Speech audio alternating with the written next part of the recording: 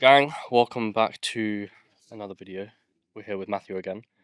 Different day though this time, yeah? Different day, Different day for sure. Tuesday. Today we are gonna go through some tactical stuff regarding sales calls, especially selling to people with high net worth. There is quite an influx of online coaches right now who want to sell to busy professionals, CEOs, C-suite individuals, and I think that we're basically gonna go through how to actually sell to those people. What things to look for. You can't necessarily go through some like whole emotional frame because that just won't work. So we're basically gonna go through that right now. So Matthew, I'll leave you the floor. Hey, so like the way that I personally like to see it, right, is in life in general, people always run away from. Oh, there's always two, I guess, like intrinsic motivators for people. My personal opinion, right? Number one is to run away from pain, right? Number two is to run towards pleasure, right, or run towards a greater sense of achievement. Now, like when you're selling to people who like I'll just use me as an example, right? When I sell to people that are like, we call it biz op, I'm essentially helping them escape pain. Their current circumstances very discomforting. They then don't like circumstance. Therefore they change it. But when, like, in my personal opinion, right, when you're selling to people who are like of higher net worth, it's a bit of a different sort of like scenario. You kind of have to sell them on like different things. So like, let's just say, I think it was Chester, right, who was talking about sleep coaching, right? Sleep coaching is a fantastic offer. And the reason I say that is because when you have a good night's sleep, you are essentially unlocking a new level of productivity, a new level of focus, a new level of achievement, should we say. So like you sell into those type of people, you're selling them on the potential that they could achieve as a result of becoming a better version of themselves. Don't get me wrong, like you're not gonna sit them in pain and sit them in like discomfort and get them to cry on the call, probably, but there are still going to be some levels of like limitations that stop them from doing more, right? I watched a call with Kurt before, right, and he had a guy who was doing 100K a month, right, but he absolutely broke the guy down bit by bit by bit, and the way that he did that was, number one, data, which is what we'll talk about, and number two, getting him to realize that the version of himself in a millimonth was being essentially blocked by a limiting belief, right? Which in that call was, I believe it was him not being able to delegate out responsibility. Everyone has some level of like limitation, in my opinion, except when you deal with people who are of like higher net worth, their limitations look a bit differently. So like instead of them being afraid to invest, then maybe they're afraid of delegating responsibility outwardly. So that's kind of how you sell to like higher net worth individuals, in my opinion. You're not necessarily going to get them to fucking cry on the call, but what you are going to, I guess, like sell them on is the potential that they can achieve, right? Like Chester, for instance, his offer. I'd buy that offer. Yeah. Me personally, right? My sleep is whack, but I'm trying to improve it now, which is why I got an Oura ring. But like the people that he's selling to, like they are shortcutting themselves so much by not improving their sleep. So they're potentially missing out on an extra hour in the day, which is leverage, because with that extra hour, they could do X, Y, and Z. So that you're essentially selling them on the potential that they're not achieving because they're in their own way. Yeah, I was actually speaking to Chester this morning about this actually because he does like a two-part close, right? So he does like a kind of like an audit, and then he'll then try and hook them onto like a sales call off the back of it. And I basically Good broke it process. down, huh? Good process. Yeah, it is for someone like that, right? And this is the like these are Sleep is all data. yeah, but like in some instances, like there might be like two differences with selling to high net worth individuals. There could be one that you might just have to have two calls with someone, especially with like people with like especially CEO and stuff like that, because like they're used to these whole like if they're going to like through a massive deal, for example, um, there could be like a seven-part close. We spoke about an offer the other day, which it's like it could be like a seven-part sequence of Yeah. sales calls, right? So they're kind of used to that. Um, the other thing is like you could just basically pepper them with the things that they're not doing. So like with Chester's one, for example, with his, like he's the sleep coaching, we'll just stick on that, right? It's like, okay, so sleep, right? Are you doing this? No. Are you tracking this? No. Are you doing this? No. Are you tracking this? No. And it's like it's Well, why not? exactly. And like that's how you sell to individuals like that. But you can't go through the whole like, so tell me about your childhood and like Yeah. try and get like raw emotions out of them, because like the difference between You got someone who is like who just wants fat loss coaching yeah, and someone who is like they want like something like sleep coaching, for example, yeah, the different like the way that you're gonna sell them is realistically on two things. It's gonna be on speed. hmm So like, can you change this tomorrow? Speed, and then like just like, okay, I'm not doing this. I need to learn how to do this. yeah. Knowledge and speed. This is where, like, in my opinion, like someone's EQ comes in. Now, for those of you who don't know, EQ, emotional intelligence, right? Because let's say, for instance, if I had you on a call with me, Jack, right? Number one, I'd close you for sure. Number two, the way that I would sell to you, Think about it. no, you wouldn't. The way that I would sell to you would be totally different to the way I'd sell to someone else. Because, like, part of sales, and like this is why I personally love sales, because it's all human behavior and psychology based. You've got to understand and recognize the people that you have in front of you, the way that they think, the way that they operate. So, like, people who, a lot of people, get like the term steamrolled means that your frame gets absolutely wrecked by people of like high level, like high net worth, right? I mean, I don't know what the definition of high net worth is, but like, let's just say they're a CEO earning, or like they're a high level C-suite exec earning like 500k a year. A lot of people go into that call and they kind of shit themselves because they think that just because this person earns money, that they are like a higher level status, right? Now, one thing to like recognize is that at the end of the day, no matter who you are, what your level is, what like how much money you earn, you're a human being with needs, desires, and problems. It's like yourself, right? Like you've got a large business, but you're still a human being. You still have needs, you still have desires, you still have pain, you still have problems. Now, how you express that and what you show of that is going to be totally different depending on person to person, right? Like you're a very data driven guy, right? So if I was on a call with you, for instance, I would be absolutely rinsing you on your numbers. Yeah. And then I would use the numbers to illustrate a picture of like, okay, this is where we are right now. I'd obviously get you to verbate where you want to be. Okay, Jack, so does this data here align with where you want to be? No, it doesn't. Okay, well, why haven't you reached out to solve this problem? Or like, what's prevented you from solving this problem so far? Oh, I haven't been able to find anything that could help. Okay, well, you seem like a pretty resourceful guy, an intelligent guy. Like, what's behind you not finding something that you think could help? So the way that I would sell to you would be very different to how I would sell to someone It's else. also about maintaining frame, right? Yeah, Because like people with high net worth, especially like if we're talking about like people who own businesses, CEOs, they're gonna naturally they're going to try and have frame or hold frame just because of where they are, right? So they're basically like in control of everything. They're stubborn motherfuckers. They have large egos, right? So naturally they're gonna want to try and take control of the yeah. call. So like I suppose like for the difference between selling to someone with low net worth and high net worth is effectively like Frame control, frame control, maintaining authority, and being all, data driven. and also it's confidence in yourself, Yeah, right? Like the way that because they'll ask you questions, right? yeah, Because they'll ask you like sometimes it because by trying to take frame, they are going to try and ask you like like really weird and random questions, and then you by you taking frame, you could be like, you don't need to know that, yeah. and then you can take it back. Like I personally don't get like I used to, but I don't get intimidated by people on calls like who Not earn through like volume, though, right? yeah, let's just say like someone who earns 10k a month, right? Like 10k a month is obviously like it in comparison to like a normal 9 to 5 living, yeah, it's fucking great. But in terms of like the general larger world of business, like 10k a month is like it's not that much, right? Yeah. So you've got to have really rock solid beliefs, and this is something that like Kurt has like really drilled into myself.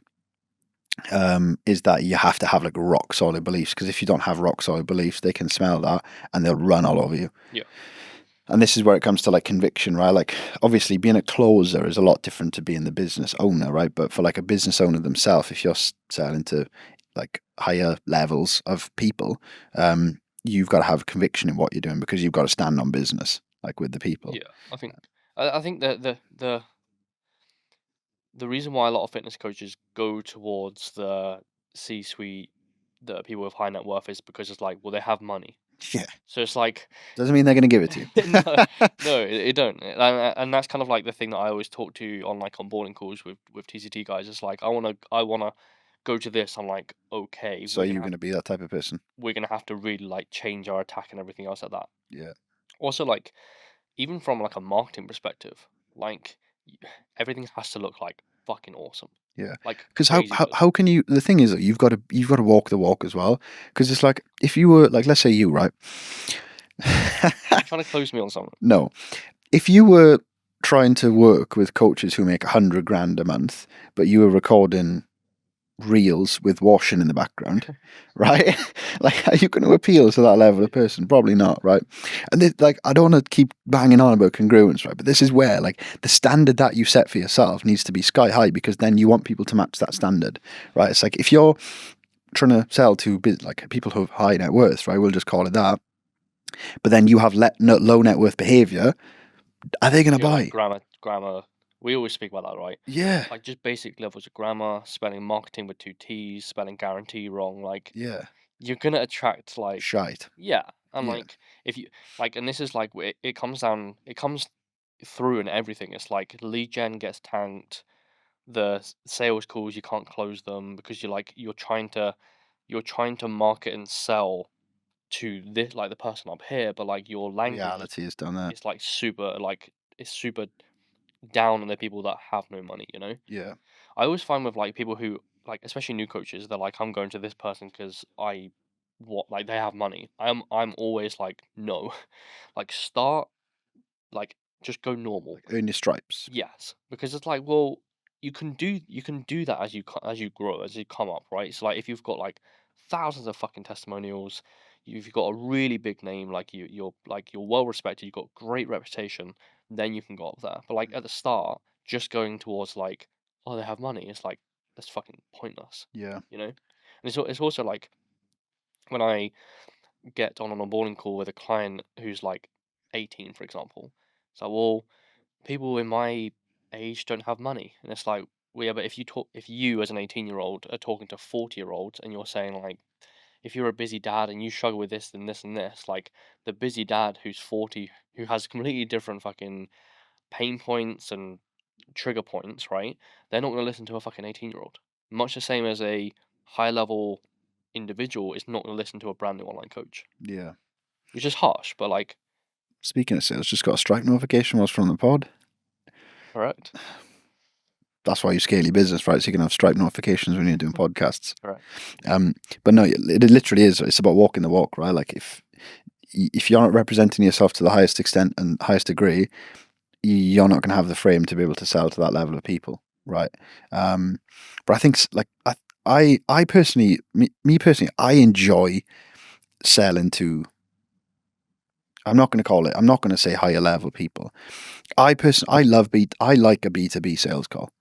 It's different, right? I love it. It's fun. It's different. Because like the way that you do it is so much different, because you literally just talk numbers to people. Yeah. It's lovely. But the way that you sell, like the difference in sales style is a lot different. So like when you have to have again EQ. You have to know when to go the emotional route, or you have to know when to go data fuck them. yeah, Like when I was closed on Will Brown stuff, Lee was effectively going emotion. Then I was like, bruh. yeah, and then he switched it, and I was like, that's sick. That's what you got to do, right? Yeah. It's like there's loads of different ways to close loads of different people, right? It's like when you're on your calls, you have to use your EQ, and this goes for like fitness coaches, right? And tailor the whole call around like what that person actually wants. Because like a lot of people will, and this is, I guess we can go into it, right? Like this is where, in my opinion, people make a lot of mistakes when it comes to sales, because they actually forget like what it is they're selling.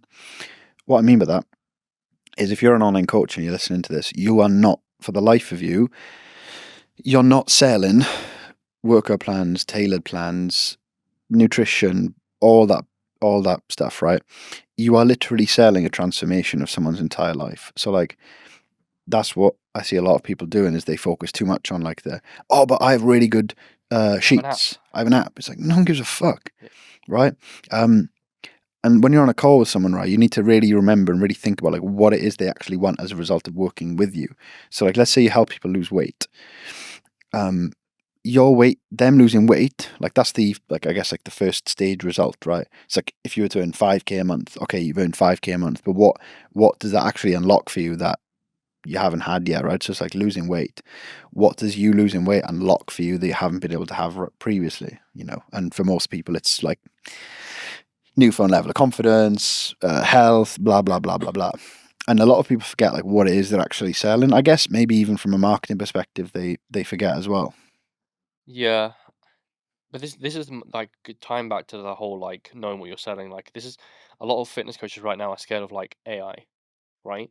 And it's like realistically, like anyone can go on to ChatGPT and get a program. Like they can do that, right? Probably. They like basically everything that you have as a function, as in like the meal plan that you give, the program that you give, like you could probably prompt it in a manner that like you could probably get that, right? But what you're effectively selling is I have been there and done it, and I've done it with loads of people before. So you are selling speed. Mm, Like that's like in most cases, you're selling speed. And if you're working with high level net worth individuals, they value that like so much. yeah. We like, do you remember Chris Mack? Yes. So Chris was an Good guy. absolute perfect example. He's a fucking killer. He's a perfect example of someone that I would be like, you can 100% sell to high net worth individuals because he grew his business to 7 figures. He exited that business. So he sold it. Recruitment. Yeah. So he sold it on, right? Nice. Good lad. Yeah. And then he started to coach people through that. So it's like, well, I know the stresses of owning a business, having a 7 figure business. I know what training is going to look like around it. I know what stress is going to look like. I know what like leadership looks like. I know what everything looks like. So that's why he could sell it, and he sells it like no fucking drama, no problems at all, right? So that's an example of someone who can sell that because it's like, I know your fucking constraints because I've been there. I know exactly what to do. I know exactly how to coach you. I know exactly how to talk to you. I know how the coaching delivery has to look like because like a lot of people don't understand how to coach high level net worth individuals, and it's not going to be the can you give me loads of data points. It's going to be like, this is what I've done this week, bye, or even on a call. Like it comes under service delivery as well. Like the whole thing has to be, if you want to sell to that type of individual, the whole fucking thing has to be super, super, super Slick. direct and slick. Yeah. Yeah. Also, like successful people or people who have a high level of success than would be deemed average value directness. Oh yeah. Like, They very and this they is value being EQ. called out. Yeah, it's like So like if you don't call them out, they're just like, why am I paying you then? yeah, they have to have some level of like leadership demonstrated to them, right? And this is bringing in the word EQ as well. Like this is where EQ on calls is really, really important because I've had calls personally before, and because you got like pushing and pulling on a call, right? You can either like slap someone or empower them, and developing a sense of EQ is going to help you a lot with sales because then you know when to actually like slap someone about on a call versus empower them. Like typically in my experience with sales, men need more slapping, women need more empowering. Yeah. Sometimes, don't get me wrong, it can be the other way. But it's also picked up language, right? Yeah, So they'll say something quite early on the call, you're like, huh. And then it comes to the back end of the call, you're like, yeah, but you said this. yeah. And also, I can tell what objection I'm going to get with probably within like the first 5 minutes of the call. Yeah. Like, I'll just drop some source for like coaches, right? If someone says to you that they've been wanting to do something for a while, Yeah. oh my god, I wanted to lose weight for years. What do you think? That's like that. If you look at that behavior as a pattern, it's a behavior of delaying, right? And You're gonna think about it. exactly, right. If someone is looking for external validation to like, if someone cares about the opinions of others, right? So like, let's say for instance, if someone has not gone to the gym because they're like scared about the judgment from other people, or there's some level of like externalization or importance of externalization to them, what are they going to give you at the end of the call? The best objection in the world. Partner. Yeah. Yeah, yeah.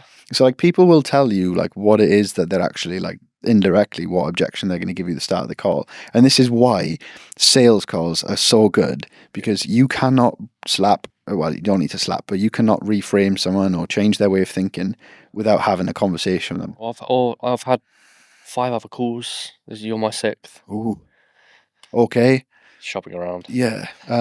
But the point is that you can't do that without having like a level of conversation with them, right? Yeah, I don't typically find that like higher level people, like I don't really see like shop around mostly from them, because they, like we No, it's super established, black and white. yeah, like They either want it or they don't. yeah, Which is why they're there, by the way. Like the reason why they're at that level, if we're saying high net worth, is because it's speed, right? We spoke about this in a previous video, right? Where it's like the reason why like we see like 6, 7 figure business owners like fucking dominating versus someone who's like just starting out is like just pace. yeah. Like the speed of like no, yes. Like on a sales call as well, like as someone who is selling, like I'd much prefer someone just to say no versus like I need to think about it. I just be like, okay, cool. Yeah. I mean, either's fine because both will get handled, but like, but yeah, no, I get what you mean. And also, like, one of the most successful, like, I like to watch people's behavior, right? One of the most, one of the most, uh, like clear factors of like if someone is going to do like very well or not is speed, right? Yeah. And the level of which like they take action, right? Like whenever I've reviewed sales calls for TCT clients in the past, there's been people who have took the feedback on board, regardless of if it stung or not. Yeah. Zach Colwell, Yeah. fantastic example, right? Send me a call, gave him some feedback. It was quite blunt. Implemented it. Next thing you know, Yeah, it sounded like a 4K piff, wasn't it? yeah, With two people on the call, which arguably is like one of the hardest sales calls you're ever gonna have, right? 100%. You're basically gonna have to go. You're gonna have to talk to one person, then the other person, and Play then them off each fight them other. both. Yeah. That's skilled. So like receiving feedback, implementing, and you get results. Or like Cami, right? Like when I reviewed one of his calls with Connor, Yeah. Connor had the review, and then next thing you know, slinging piffs.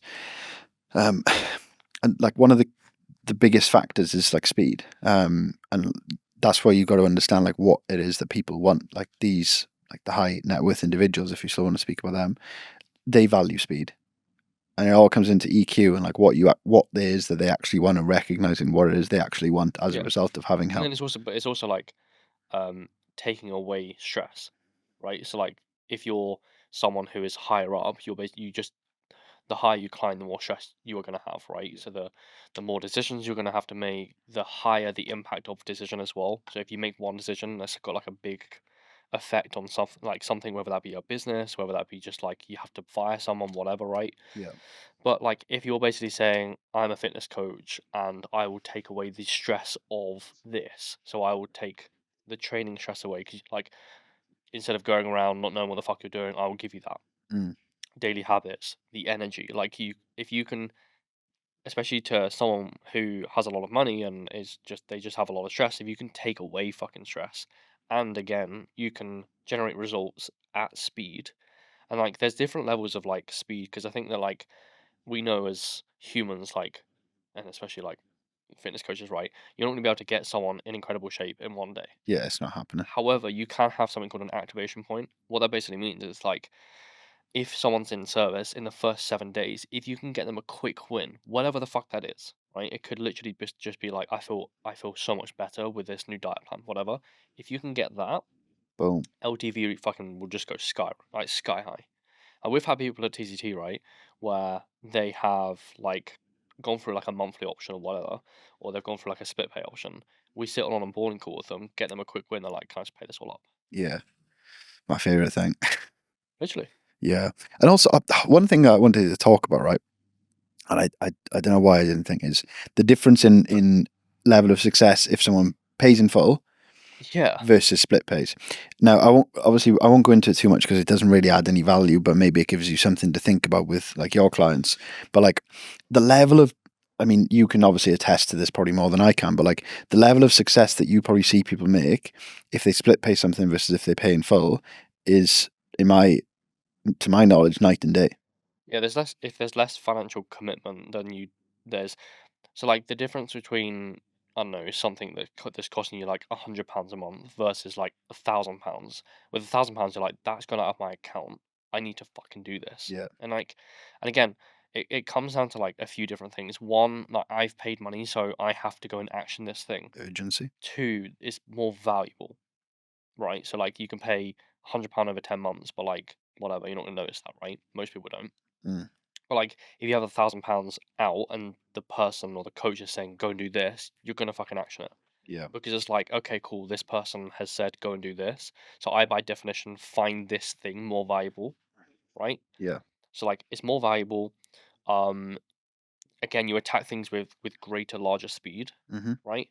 Um, but like, yeah, we see a lot of fitness coaches who offer who go towards like a payment plan versus pay in full. The ones in pay in full will always win. Yeah. Or always like outpace everyone, yeah. And the reason I wanted to bring this up was because of the effect that it could actually have in like online fitness coaches sales process. Because it's like, if you're never getting a pay in full, like this is why pay in full is really good, because you're technically investing into yourself for the next like 7 months, right? Yep.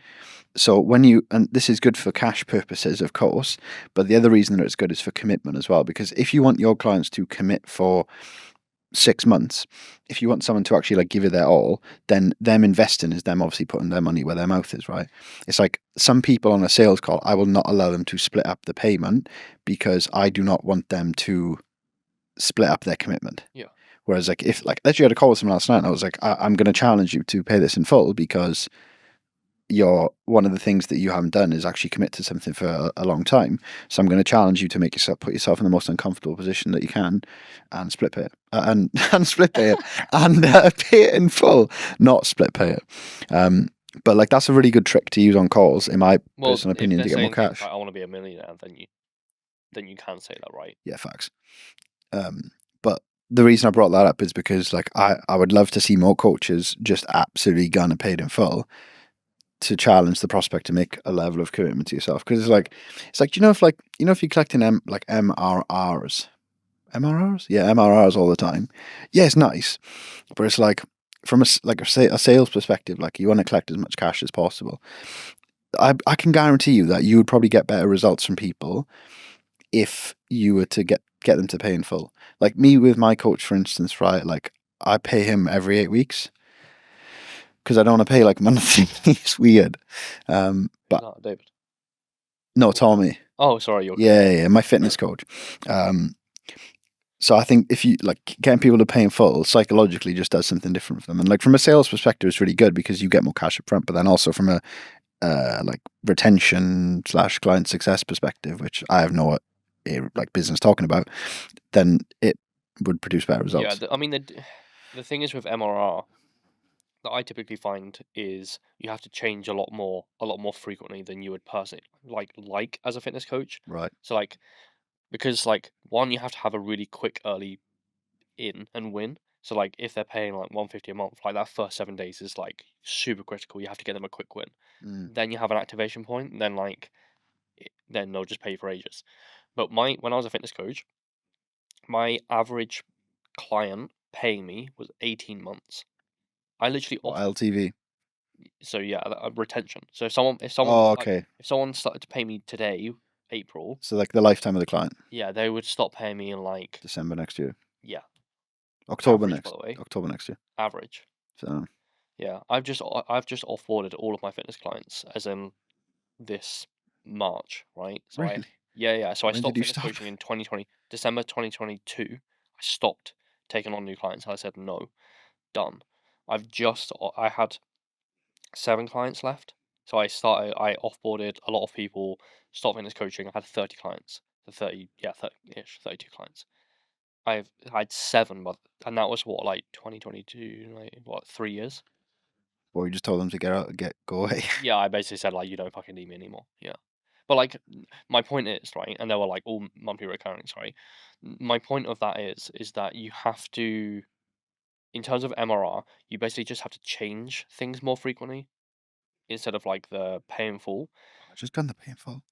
Yeah, for sure. But like, there's a lot of like nuances with pay in fulls and like MRRs, because like MRR, it seems stable, but like you could basically have someone come in and then leave in month one. I personally would rather collect more cash up front rather than be like, okay, are they going to renew every month? Me personally, but I'm a sales rep, so my opinion's biased, right? Yeah, like that again. There's different sides of it, right? Because you can have monthly recurring, but then you could also have reoccurring payments, which basically means that if you're shit hot in, say for example, like you pay in full for like 6 months, if you're shit hot in that 6 months, they're going to pay you again. Yeah. Or present an alternative argument: get better sales and just sling piffs. Like that's always an idea. There's that. Yeah, like that's what I would do. Do you know what? I'd love to do fitness coach sales again, but it would just wreck my head. I think I used to love fitness coach sales. yeah, closing as a fitness coach, it's such a different conversation to be like to biz up and stuff like that. A lot of the stuff that holds people back in fitness, in my opinion, isn't like what they say it is, right? Like it's not like, oh, I need to check with the wife, blah blah blah. Like none of that. I think a lot of it is like fear of failure, like with fitness coaching clients, because Yeah, the way you can that attack their marketing. yeah, the way that I look at it, right, is like, let's say for instance, if someone is like being afraid to lose weight, or not be afraid, sorry, if someone's been unable to lose weight for like 10 years, their whole anchored identity is them being overweight, and it's hard for them to actually like see themselves as in shape. So I think a lot of the objections that people get on fitness sales calls is a fear of failure based objection, because it's like, if you knew for an absolute factor without like undeniably you'd get into the shape that you want, you'd probably pay. Yeah, it's fear of failure, but then also skepticism, right? So like, what happens if it doesn't work for me? Like it's like, or there's thousands of other fitness coaches. Why should I pick you? Well, one, But like that's the yeah, two objections you're ever gonna get, right? yeah. It's rarely a with fitness coaching. I rarely find that it's a true logistical issue. There's like, in my personal opinion, like it's not that much money that it'd be a logistical issue. I don't think there's ever, if you ever get a I do not have enough money for this thing, I categorically don't think I think that's wrong. Because like Elaborate. number one, right, you have to understand, right, that a lot of the clients that you're going to sell as a fitness coach or get on a call with have a gym membership. Gym memberships are by definition quite like they're a luxury, right? So by definition of them even entertaining the idea of fitness coaching, there is going to be that. Yeah, It's very rare that someone's going to be like, I have no money, like no money, yeah. It's normally like a priorities issue, because like priority of money. Yeah, 100%, it's a right. priority of money because like they would much rather go and have a takeaway, have beers with the lads versus pay you for coaching. So would I. Fact, But like, both. yeah, but like when you really think about it, right, in order for someone to put on weight, they need to eat like surplus calories, right? So that means that they're having takeaways, they're having crap food, whatever. It's like, it's so easy to go out and spend money. So like when people say that, oh my God, I don't have money, what they're really saying is that they don't find this valuable enough to be able to Exactly. It's invest. a value thing. Exactly. And the reason for that typically tends to come from a shit level of discovery, right? Because it's like, normally people sell like they on the sales call, all they talk about is like macros and blah blah blah and blah. It's like no one gives a Here's shit. my app. Yeah, here's my custom app with my logo on it that I designed. It's like no one cares, bro. What you're actually selling people is a level of identity that they've not been able to achieve in years due to like X, Y, and Z. Stripes pinging off again. Um, but like that's the thing with like fitness coaches, is a lot of them actually forget what it is they're selling, right? So like there's obviously like a lot of coaches inside TCT who are like female. Females is a fantastic sell, because like the level of difference that you can make into a female is so much different, right? So like a female losing weight, a female getting more confident, a female being empowered is like one of the most powerful things that you can ever sell. And like a lot of coaches need to remember like what it is they're actually selling. Like you're not selling Tracy 32 from Middlesbrough losing a stone. You're selling her the feeling of next time that she goes out in the mirror, she looks at herself and she thinks, wow, I've not looked like this in years, right, I'm going out with my husband and we're going to have a good time and he's going to think that I'm attractive, right? Like that's what you're selling people. You're not selling people like that. Oh my God, this is my workout plan. These are the macros. Use my discount code for cream of rice. Like you're not selling that shit. You're selling a true physical and physical and ideological shift in their brain and their confidence. Yeah, I think that realistically, like as a fitness coach, I think just having that, I think they're just recognizing that like the logistical, I have no money, you can basically dismantle. Like there and then on the call. And also like even if someone had no money, like zero money, What are they joining the call with? exactly. Phone. They have a £1,000 iPhone. They're probably joining you on a £1,000 MacBook, right? And it's like, I think that you have to tell yourself as a fitness coach that like, not everyone has money. It's like Well, it's absolute horseshit. yeah. Like we had a 16-year-old the other day, 16-year-old who's taken his GCSEs literally in like a month, joined TCT the other day. Kid's going to be a killer. That's fucking wild. That is But wild. like there's kind of an example of like, you know what that we spoke about, like 18-year-olds have no money. It's like they do. Like Yeah.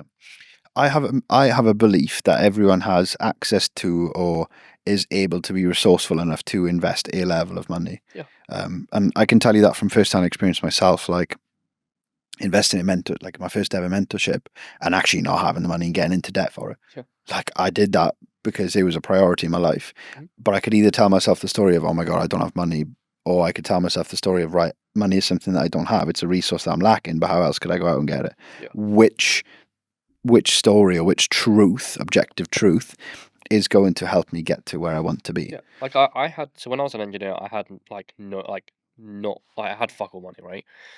And I remember wanted to do like a PT course. 'Cause I was like, right, I'm gonna be a PT now. Like this is what I'm gonna do.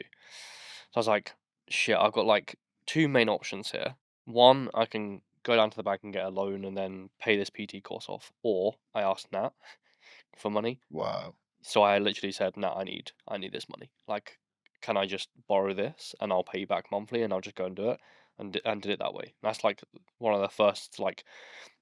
My point is like if you truly want to change your whole entire existence, even if you had no money, if it's a priority to you and you really want to fucking do it, Mm. one, you would either ask someone, or two, you'd get resourceful and go get a fucking loan. Yeah. And your prospects would do the same. 100%. Yeah. What was I going to say? I don't know. That would help, wouldn't it? I was going to say something about DMs as well. It'll come back to me. But Oh, I was going to move on. I was going to talk about like coaches hiring setters and stuff like that. As a, I know we wanted to talk about that anyway, right? yeah. But I wanted to speak about like coaches hiring setters as an act of avoidance. 9 times out of 10, like from my personal experience, the only time you should hire a setter is if your time is best spent not doing DMs. Yeah, my general rule of thumb is so like when you look at like kind of like the infrastructure of a business, right? You're looking at like things are going well, and if I basically go and outsource something, right? So say for example you want to go and hire a videographer, video editor, whatever. It's like, well, if you stop doing this and go and hire someone who's better at the thing, you get to move in these core areas or just other areas while someone else does a thing and they're better at the thing, Mm. right? What I tend to find with like people shifting towards DM setting is two things. One, they're shit at it, which means like if I'm gonna go get a DM setter, so it means that I don't have to do it, it means someone else can do it. However, the other thing is that if you cannot physically set someone yourself as the founder, Facts. the DM setter going in there, sure as shit is not going to do that. Mm. Because, like, a lot of people, and we've seen this a lot, right? A lot of people hire DM setters and they're like, do work, go and set me calls. Yeah. But you can't pick apart, like, hey, instead of saying this, say this. Hey, Yeah. instead of doing that, do this. And then you can basically, like, feedback from that, Mhm. right? So I always say to fitness coaches, like, do not fucking hire until you're very good in all areas. Then go and hire someone who's better than you, because then you could be like, cool, like you're like I've got a videographer, I've got a video editor, I've got a copywriter. Like I can physically, I've got sales reps, right? It's like I can physically do all of these roles. But like in order for my business to move faster and grow faster, I need Yeah. people who are technically better at the thing than me, so I can get myself into the position that I actually want to coach. If that makes sense, I actually want to be the consultant, the mentor. Yeah. A lot of people really, really overcomplicate DM setting. Like it's not that hard, No. in my personal opinion. Where are you? Yeah. Where do you want to be? Literally, right? Like if you want a really easy way, sorry. I've set a few sales calls in my time, right? How many? Two. Yeah, probably. But like if you want a really easy way to get someone on the call, it's like, well, nice, bro. It's like, where are you now? Yep. Where do you want to be? Why do you want to be there? Why do you want to be there now? Do you want help? Yeah. A lot of people like really, really, really overcomplicate the process, right? And really assign a lot of difficulty to it. And it's like, it's not that difficult. I find the worst coaches in terms of the DM setting side, the worst coaches I've seen try to DM set are actually naturally very good coaches. Yeah, So they try to coach in the DMs yeah, facts. because they basically like, I want to help you, and it's like that's you kind of have to like separate that out. It's like you're the coach, and then this like you're the sales rep here. Yeah. Literally, like what we were speaking about earlier versus coach versus business owner. Yeah. The whole premise and the whole purpose of like someone getting engaged in a sales process, whether it's like in the DMs or on a call, is to not be sold to, but to diagnose pain, solve a problem. Yeah. That does not mean that you need to give people out solutions in the DMs and try to coach them. I would argue that it's more negligent for you to do that. The reason for that is because one of the things that people want to have most is accountability. So if you're just giving people advice, right, they're going to believe that they have their problem solved, which is then going to lead to them in like not solving the problem, which then leads them off into a worse position because they still haven't had the problem solved. So I think that by effect of you actually like coaching people in the DMs, you give them a temporary sense of relief, only for them to be smacked down in reality because they haven't actually had a solution to their problem. They've just taken a paracetamol, but the pain hasn't gone away. It's like, oh, okay, I'll go and take that advice, and I'm going to try it. That's it. Yeah. I'm not going to do it. No, they won't because there's no level of accountability. Even if or you give investment. someone like the complete breakdown tools to do what they want to do, get in shape, whatever, they're not going to do it. Not without you. No, and that's why like you could make a free course on how to like scale your business, We do. right? We have the comment zone. Oh, plug it. No, but like, how many people do you think actually went through that? 0, which is why we got rid of it. We don't plug it anymore because and also like if you go onto this YouTube channel now, which you're watching this on, Yeah, like or the VSL. like you could basically build a 6-figure business by implementing the things that I'm telling you to go and do. Yeah, You don't do it. no. This is why sales is really important, because without a level of investment into yourself, you don't do anything. No. It's like pre-mark clothes, right? Do you have any pre-mark clothes? Wait, what? Primark. Primark? Yeah, that's how I'm Welsh. That's how I say it. Do I have any Primark clothes? Hell no. Okay. Well, if you did, you probably wouldn't treat them with a level of respect, right? Because it's like £2 for a top, Yeah. right? Versus, let's just say, a Rolex, right? How much care? Or like, let's use watches, right? What's a really shit brand of watch? Don't say Seiko, please. Apple Watch? Okay, like a plastic Casio. Casio, yeah. Casios are legendary. They are, but they're not like Yeah, fair. like a black plastic Casio. How much respect are you treating that with compared to, let's just say, a Rolex? Yeah. The level of care that you put into that is different, and it's the same with like sales, right? Like the level of investment that you make determines the level of attention that you put in. Yep. So if you're like, to tie it back into the main point, if you're coaching people for free or you're cheap as fuck, people aren't going to pay you any level of respect or attention because it doesn't demand that. So you effectively giving DM coaching out for free is essentially you shooting yourself in the foot, and the person in front of you in the foot. And if you really cared about them as much as you say you do, you wouldn't sabotage their progress. To tie it back into the high net worth individual, though, the pricing for a high net worth individual matters so much. Facts. Because if you're like saying, I will help a busy CEO and I will help you do X, Y, Z. And then if you're like, it's £100 for coaching, £100 a month, They'd laugh at you. they'll be like, hell no. Yeah. Like what like the pricing matters so much in that frame because if you're basically saying I'm going to solve your whole entire existence, I'm going to solve this thing here, Yeah. you have to price accordingly. Hmm. You have to. Like Yeah. Johnny, for example, right? Yeah. Legend. Right. I'm not going to say how much he charges because that's not my business. You But have to like, jump on a sales call with them. yeah, you have to book in. But yeah, when people pay money, they pay attention. This is why, like, and to sort of like maybe handle some level of skepticism about mentorship, right? It's like people see like TCT is not cheap, right? It's not, right? It's like there are people out there who would charge you £200, £300, £400 a month for business mentorship, right? I'd imagine. I don't know if there is. Yeah, that definitely is. Okay, or low ticket communities, right? The reason that they charge you that much, the reason that the level of investment is the level of investment is relative to how much success you're going to have, right? It's like Will Brown. Yeah. He isn't cheap. Hormozi, not cheap. If they were cheap, you would not have a level of respect for them, right? It's like the other day, I paid £1,200 for 1 hour call with a mindset coach. Like one call. But the level of respect that I show to that call, am I going to turn up on time? Absolutely. Yeah. Am I going to give my undivided attention to it? Yes. You're gonna be in a coffee shop. No. Exactly. Because I've invested a level of money into it, and it's like if you want to try and get stuff for like cheaper, then just expect a cheap level of service and level of results for yourself. Yeah. That's why I'm an advocate of investing a shit ton of money into personal development. Yeah. And to tie it back to the original point about higher level individuals, they probably would operate the same way. Yeah, I agree. Like they would, the level of investment they have to make is in accordance with the level of respect they're going to have for something, in my opinion.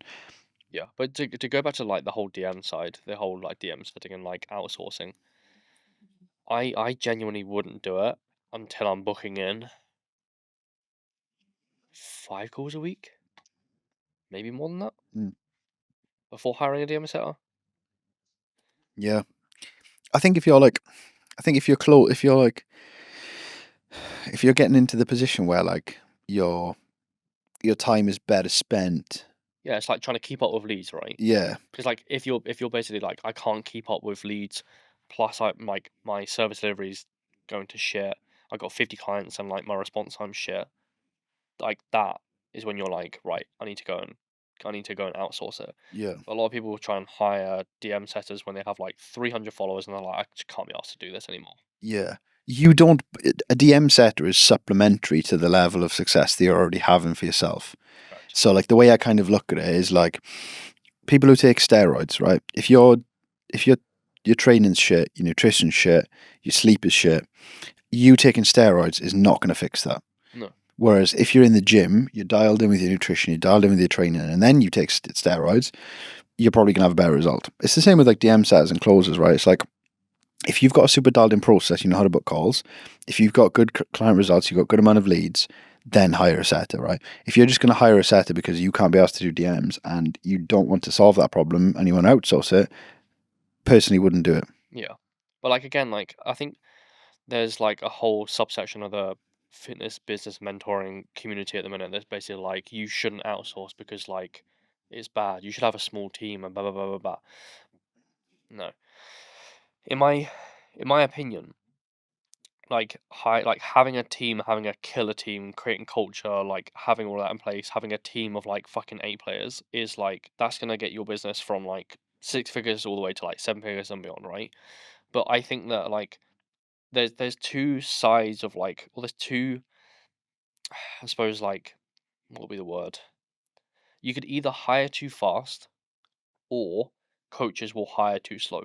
So they basically they're either like sitting at 10, 15 clients and they have like 500 followers and they try and get a DM setter in there because they're shit at setting. Or they get to a position where they're like 5 to 7K and they're like drowning in fucking anything, like everything. They're doing everything in their fucking day.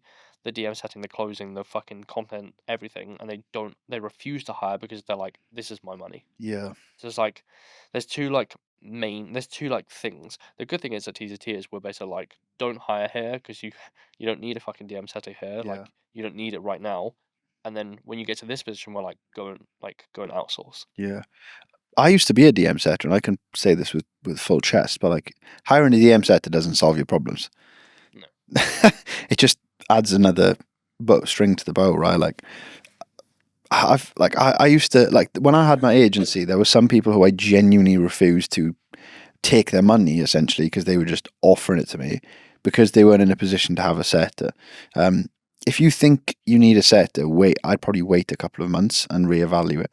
Because unless you're in a position where you genuinely do not have time, like Carol, right? Interesting example. Went viral, gained a lot of traction, was booking in shit tons of calls. Like someone like that does not have the time to be DM setting. So I would personally only outsource it when you get to the position where it doesn't actually make logistical sense for you to spend your time in the DMs, because it's you mostly can't. being stretched, right? Yes. Like as soon as you feel stretched, it's like go, like hire. It's the same thing with like, should I hire a second coach? It's like, well, are you full? Like, are you busy? Yeah. Because like a lot of people try and do it because they want that post on Instagram saying, I've got a new coach. It's like, no. Or it's like, I don't have lead gen. I'm going to get another coach in so I can have lead gen. It's like, no. Yeah. And also hiring, like I'm not an expert at all at this at all. But like me personally, like I wouldn't hire someone that only has pictures of them in like a pool or like with a cigar. From a DM satisfied. Yeah. Like if I was a coach and I wanted to hire someone, I'd want to see some level of like expertise on their profile. I always find like with DM setters, like really good DM setters, it's normally like friends or like, like people who are just like really invested in your business. I always find they're the best because one, they know how you sound. Yeah. Two, they've seen you grow the business from the ground up. Like, and also this is the reason why when a coach is like, I need a second coach, I'm always like, is there someone in your business right now who fucking loves you? And they either want to be a coach or they are a coach currently. Yeah. Because like you can keep, because I would say that like, without blowing my own trumpet, I'm very good at hiring culture wise. Yeah, because Come like on. culture is fucking massive. Because like you could hire anyone on Instagram. You probably got 1,000 DMs sitting in your hidden requests from DM setters saying, "Yo, bro, like That's scary. hire me." Yeah, but like realistically, like, are they gonna sound like you? No. Do they really care about the business? No. Do they just care about their own financial gain? Probably, right? Could they potentially wreck your Instagram by just spamming every fucking person? Probably. So like when I look for a DM setter, I'm always like, is there someone in your vicinity, and is there someone in your close proximity that can actually do that if you train them? Yeah. Especially if you're good at booking calls, Yeah. I would just like if I was to train a DM setter, if I was a coach, I would just get like a shit ton of conversational examples. Yeah. And get them to actually like understand why it is you do something. Because like the key to booking calls and the key to having successful, in my opinion, conversations in the DMs is understanding why something needs to be said. Yeah. Because it's like people come to me, right, in like the pods, and they're like, "Oh, what do I say here?" It's like, well, me telling you what to say here, it's going to help you now. Yeah. But it's not going to help you advance your knowledge. Framework, right? Yeah, it's like, the saying, give a man a fish and he'll eat for a day. Teach a man to fish and he'll eat for the rest of his life. It's the same thing. Like the best thing to understand is to have a framework, right? So like where it is they are now, where they want to be, what the struggle is, why they need to, like, why do they actually like want to achieve this? Why is it important to get there now? And everything else from that is just like you reacting to the conversation and guiding it. A lot of people get really like caught up in the DMs because like they'll get caught up and they're like, oh my god, I don't know where to go. It's like, just stick to a framework, have a framework in mind and stick to it. That's why I don't advocate for like scripts and stuff like that, because people use scripts in their shit. Yeah, well, this is why I don't like this whole like move towards like Claude AI chats and shit, because that's basically like what it's doing is it's not reading what the person's actually saying back. Yeah. It's just like frame, say, try and set. Yeah. It's like if you have that, you're pretty fucked. You're pretty screwed. Mm. And from what I understand with the whole like Claude AI chat at the minute is basically, if it comes out of the chat and goes back into the chat, it'll basically reset the whole chat. Nice. I don't know anything about AI at all. Sucks. I'm kind of hot off it. I've got a couple of questions For me? to go through. Huh? I thought we'd address them one by one and answer them. Cool. And Did you have any on Instagram, by the way? No, not that many. Not many, or like none? I haven't checked. Okay. Because I thought I'd. How long we got? Another 10 minutes. Perfect. Let's get after it. Take your time. I'm finding them. Do you have any questions for me, Jack? Anything you want to ask me? I think so. We kind of know each other as well, so.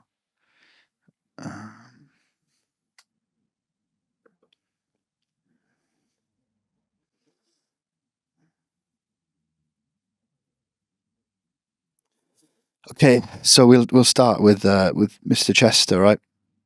Framework for a two-part clause when the call is framed as a sleep order after a sleep quiz completion. Okay, so are you aware of how this? Are you aware of the process? What is it? Oh, it's funnel. Okay, so when he says two-part clause, two-part is one call, right? What's the? Yeah. So the first one's an audit. So it's an actual triage audit call. Yeah. Okay. So on that call, I'd personally go very data-driven. You know, the type, right, find out the data. And then what you want to do is essentially you need to close twice. Now, the first part is you close the second call, and then the second part is you close the actual coaching. So part one would be to diagnose the problem, pitch the call, and then close on the call and book the call. The second call then would be a sales call that you run as normal. Discovery, point A, point B, why hasn't it been solved yet, blah, blah, blah, blah, blah, urgency, etc. So that's how I would do that. What would you do? Yeah, I think that like how I proposed, because he was on the hot seat this morning, how I proposed the first call to look like is basically exposing what they don't do already. So like in the audit, for example, it's like, let's audit what you're not doing, and then you could be like, let's try and solve this, and then you can put the call. So similar to that, right? Where it's like, you're not doing this, you're not doing this, you're not doing this. Do you want this solved? Because it, like, you have to sell the outcome, which is basically in their situation, it's like improved sleep, improved energy, less stress, etc. Right? So then the second call is obviously just like a traditional close. Yeah. There's a couple of ways that we could potentially look at that with a call, which is basically one of them can just be a call, like an actual call. Yeah, like a dial. Yeah. Hey, Chris. Yeah. Triage. Yeah. That's effectively what a triage is, right? Yeah. Like, it doesn't have to be a Zoom call. Do you know, I love the game of sales. It's so much fun. Oh, like, do you know the thought of like dialing people and triaging them? Oh, We'll put that in. We'll get a framework in for you. what, triaging? We used to do triaging we had a masterclass, Dial up masterclass. dial up, set, cool. It's fun, you know. No, but that's it. That was a good question, actually. Adam Clark, right? This is a bit of a good question. I'll let you go first. What angle to go at people who have obvious pain and an obvious goal, but they take the wrong route and continue to not see any progress?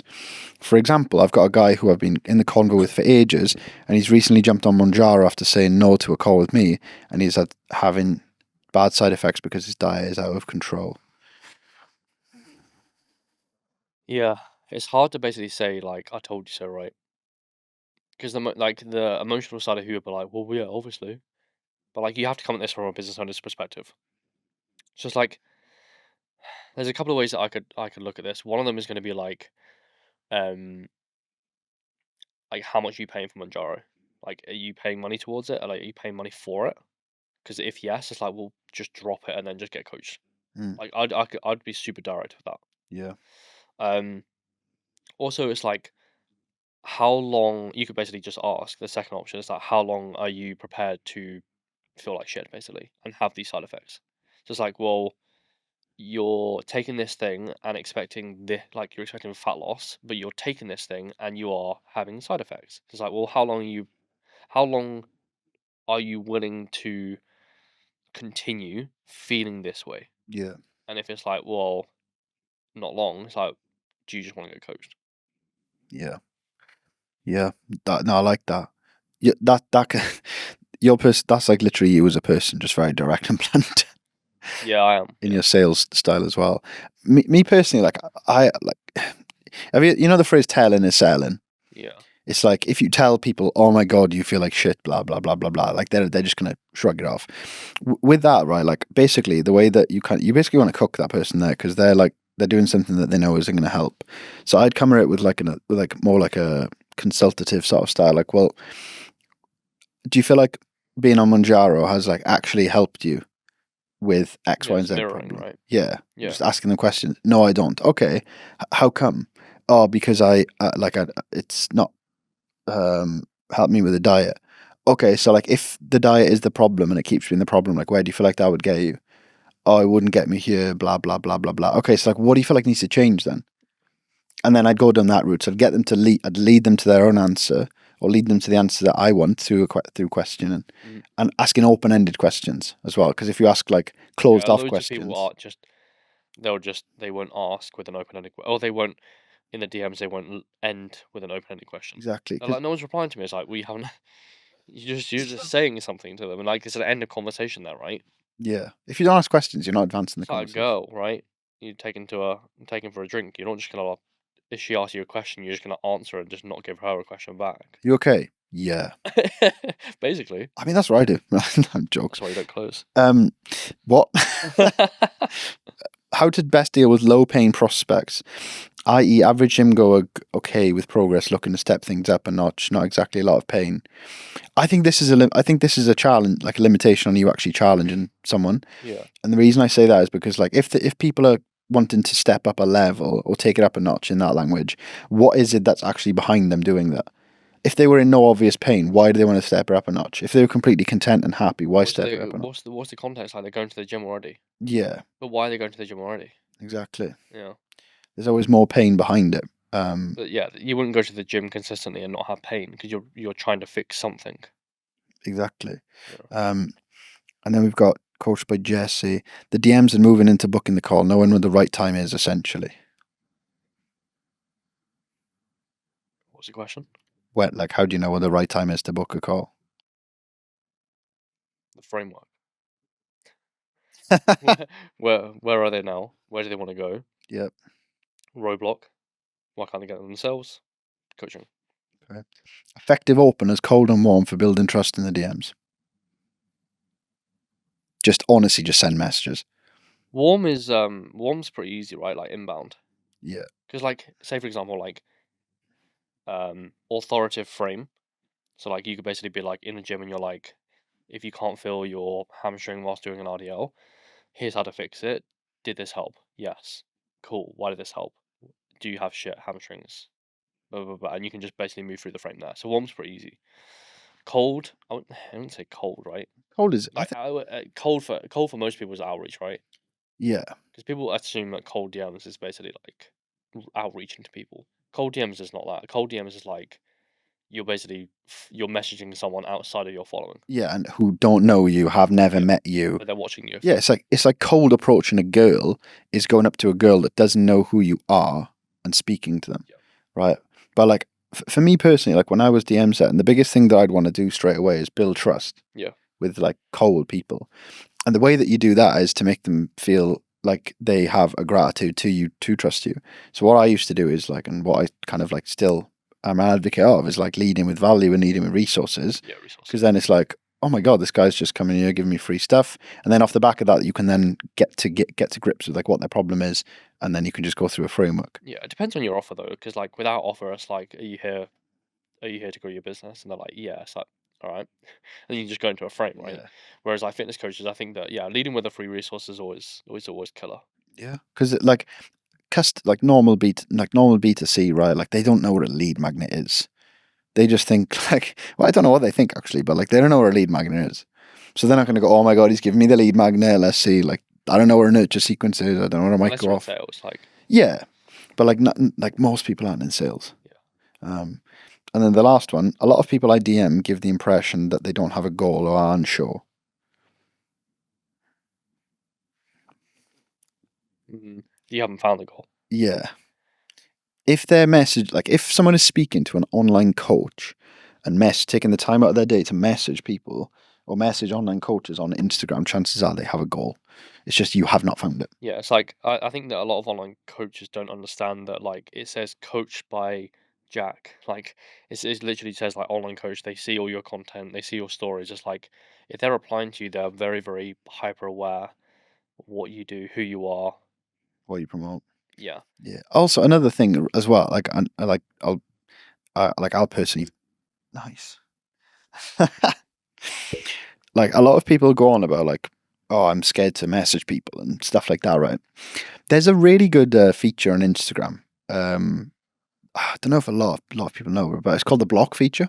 Yeah. So like, if someone doesn't want to talk to you, doesn't want to reply to you, they will ignore you, block you, or tell you to proverbially leave them alone, right? So like, I'm not a massive advocate of like harassment, but like following up with people, they can just block you. Yeah. Also, like, I always find it funny with, like, and I especially find it with people who work with busy parents, right? So there's a massive niche of, like, I work with busy parents, busy dads, busy mums. And it's Everyone's like, busy. huh? Everyone's busy. Yeah, but, like, if you're working with that niche, for example, right? And, like, the amount of times that, like, Max has nicked my phone, open messages, and I haven't seen it for ages, and Oh then, yeah. yeah. But then, like, if someone says, like, have you seen it? Have you seen this? Like, shit, no, I haven't seen it. Like, I always find it funny when, like, I work with that niche. It's like, well, have you followed up with them? No. Then they follow up with them. It's like, shit, sorry, my sons took my phone and stuff like that. A It's like, dog chewed my phone. yeah, but it's like it's such a. I wouldn't be scared to follow up. Like a lot of the cash that you're going to collect as an online fitness coach is in the follow up. Yeah. Bad Facts. motherfucker. One thing I hate, but I've come to love. I've accepted it. But did you have any questions on Instagram? I don't think so. Okay. Excuse the pun, but any closing comments? No. There's a website below this this video. If you want to see what we're about, truly. There is a chance that if you do book a call, that you might speak to myself. So show up if you do book a call and you speak to me or you speak to us. Show up on time. Don't have a family emergency, and be punctual and be correct. And broke his toe. yeah, and don't turn up in a coffee shop, otherwise you won't be able to scale your business. But I've enjoyed this, Jack. So thanks for having me on the pod. It's nice. Coming. It's all right, all the way from Dubai. all the way from DXB. But I've enjoyed this. Hopefully we can do it again some point, maybe in the future. In Dubai. Yeah. Yeah. Like, comment, share, subscribe. I'll say that.